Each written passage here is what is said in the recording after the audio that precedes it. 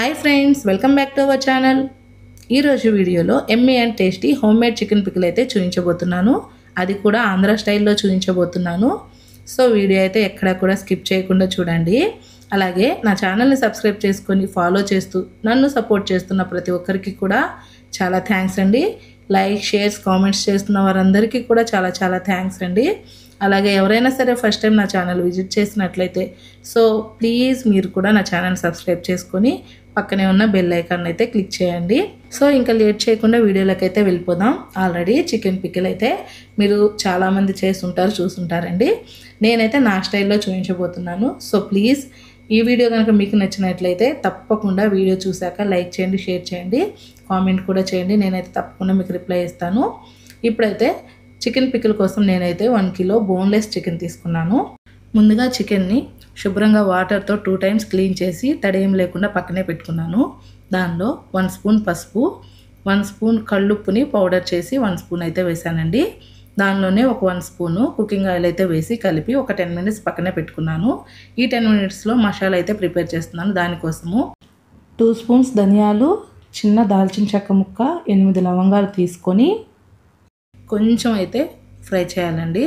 మరీ ఎక్కువగా చేస్తే మాడిపోతాయి అన్నమాట.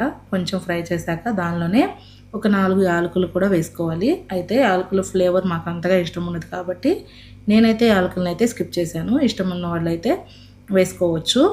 ఇప్పుడు దీనిలోనే 1 స్పూన్ జీలకర్ర, 1/2 స్పూన్ మెంతులు, 2 స్పూన్స్ ఆవాలు తీసుకున్నాను. ఇవి కూడా కొంచెం ఫ్రై అవ్వాలి, ఎక్కువగా ఫ్రై అవ్వకూడదండి. ఎక్కువగా ఫ్రై చేస్తే మాడిపోతాయి. వెంటనే స్టవ్ ఆఫ్ చేసి వీటిని అయితే పక్కనే పెట్టుకుంటున్నాను. ఇవి చల్లారే లోపు ముందుగా క్లీన్ చేసి పెట్టుకున్న చికెన్ అయితే తీసుకొని ఒక మందపాటి పాన్లో అయితే వేసుకుంటున్నానండి. నా దగ్గర అయితే స్టీల్ పాన్ ఉంది కాబట్టి దీనిలో అయితే వేసేసి డ్రైగా అయితే ఫ్రై చేసుకోవాలి. దీనిలో వాటర్ కానీ, ఆయిల్ కానీ, సాల్ట్ కానీ ఇంకేమీ వేయకూడదు.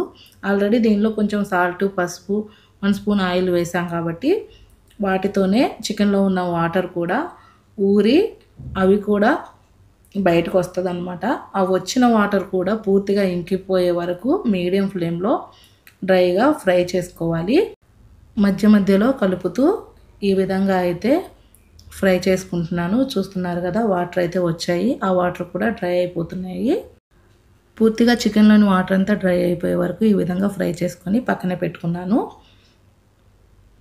ఇప్పుడైతే ముందుగా ఫ్రై చేసుకున్న మసాలా ఉంది కదా, దాన్ని అయితే మిక్సీ జార్లో వేసి పౌడర్గా అయితే గ్రైండ్ చేసుకోవాలి. సో నేనైతే మిక్సీ జార్లో వేసి గ్రైండ్ చేస్తున్నాను. చూడండి, ఇలా వేయించి పెట్టుకున్న మసాలా దినుసులన్నీ మిక్సీలో పౌడర్ చేసి పక్కనే పెట్టుకున్నాను. ఇప్పుడు డీప్ ఫ్రై కోసము ఒక పెద్ద బాండీ అయితే తీసుకొని స్టవ్ పై పెట్టి స్టవ్ అయితే ఆన్ చేశానండి.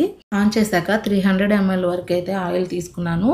ఎందుకంటే 1 కిలో చికెన్ కాబట్టి నేను 300 ml తీసుకున్నాను. అదే మీరు 1/2 కిలో చికెన్ ప్రిపేర్ చేస్తున్నట్లయితే 150 ml అయితే సరిపోతుంది. ఇంకేమైనా సరిపోదు అనిపిస్తే ఇంకొక 50 గ్రామ్స్ అయితే మీరు యాడ్ చేసుకోవచ్చు. సో నేనైతే ఇప్పుడు 300 to 400 మధ్యలో ఆయిల్ అయితే యాడ్ చేసుకుంటున్నాను చూసుకొని. నేను ఇంట్లో నువ్వుల నూనె యూజ్ చేస్తానండి. సో ఈ పికిల్ కోసం కూడా నేను నువ్వుల నూనె యూజ్ చేస్తున్నాను. మీ ఇష్టం అనమాట. మీరు ఇంట్లో ఏ ఆయిల్ అయితే యూజ్ చేస్తారో కుకింగ్ ఆయిల్ అదే యూజ్ చేసుకోవచ్చు. ఆయిల్ బాగా హీట్ అయ్యాక పక్కనే మనం డ్రైగా ఫ్రై చేసి పెట్టుకున్న చికెన్ పీసెస్ అయితే ఆయిల్లో వేసేసి మీడియం టు హై ఫ్లేమ్లో మాత్రమే గోల్డెన్ బ్రౌన్ కలర్ వచ్చే వరకు వేయించుకోవాలండి. సిమ్లో వేయించుకోకూడదు. నేనైతే మీడియం ఫ్లేమ్లో వేయిస్తున్నాను. చూడండి, ఈ విధంగా వేయించుకోవాలి. ఆల్రెడీ చికెన్ డ్రైగా ఫ్రై చేసి పెట్టుకున్నాం కాబట్టి త్వరగానే మనకి గోల్డెన్ బ్రౌన్ కలర్ అయితే వస్తుంది. ఈ స్టెప్లో అయితే చాలా జాగ్రత్తగా చూసుకుంటూ డీప్ ఫ్రై చేసుకోవాలి ఆయిల్లో. ఎందుకంటే ఆయిల్లో డీప్ ఫ్రై చేసేటప్పుడు చికెన్ని తక్కువగా డీప్ ఫ్రై చేస్తే పికిల్ అయితే త్వరగా పాడైపోతుందండి. ఎక్కువ రోజులు నిల్వ అయితే ఉండదు. అలా కాకుండా మరీ ఎక్కువగా డీప్ ఫ్రై చేస్తే చికెన్ పీసెస్ అన్నీ గట్టిగా రాయిలాగా మారిపోతాయి. తినడానికి కష్టంగా ఉంటుంది, పికిల్ కూడా మాగదు, అంతేకాకుండా టేస్ట్ కూడా పూర్తిగా మారిపోతుంది. సో ఇక్కడే మనం చాలా జాగ్రత్తగా ఆయిల్లో చికెన్ పీసెస్ని ఫ్రై చేసుకోవాలి చూసుకుంటూ.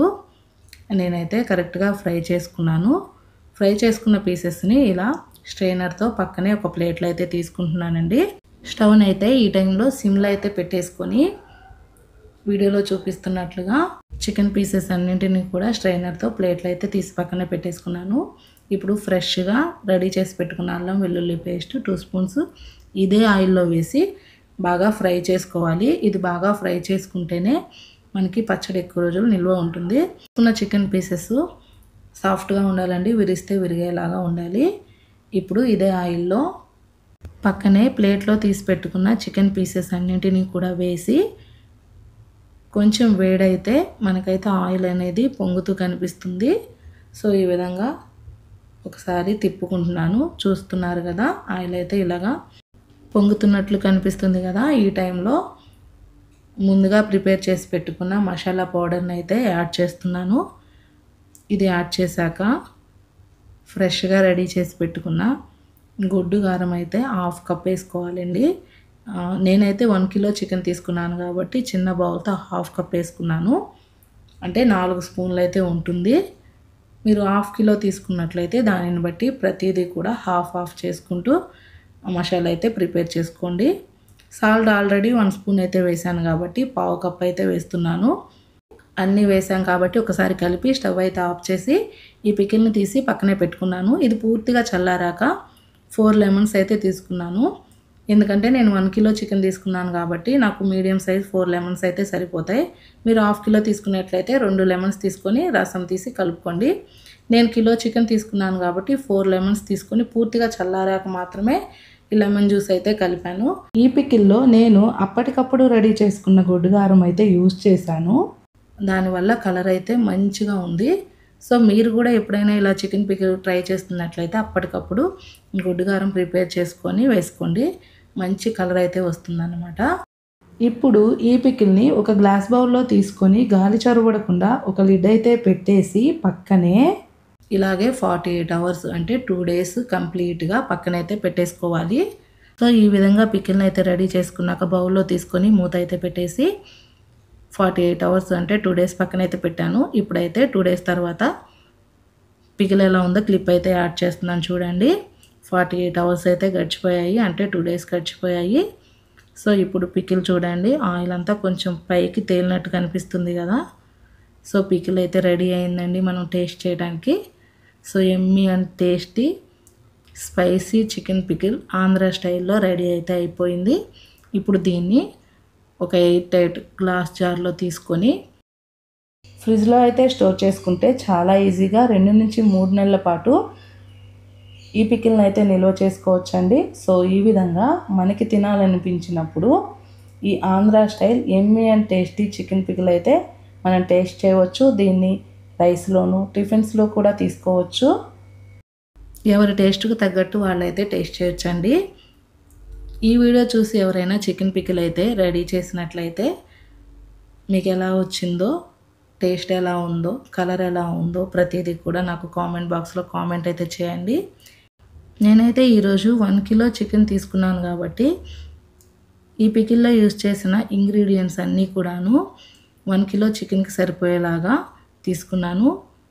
దీనిని బట్టి మీరు కూడా మీరు తీసుకునే చికెన్ క్వాంటిటీని బట్టి ఇంగ్రీడియంట్స్ అన్నీ మెజూర్ చేసుకుంటూ చక్కగా అయితే చికెన్ పికిల్ ఈజీగా తయారు చేసుకోవచ్చు. నాకైతే ఈ 1 కిలో చికెన్ పికిల్ ప్రిపేర్ చేయడానికి 30 నుంచి 45 మినిట్స్ టైం అయితే పట్టిందండి.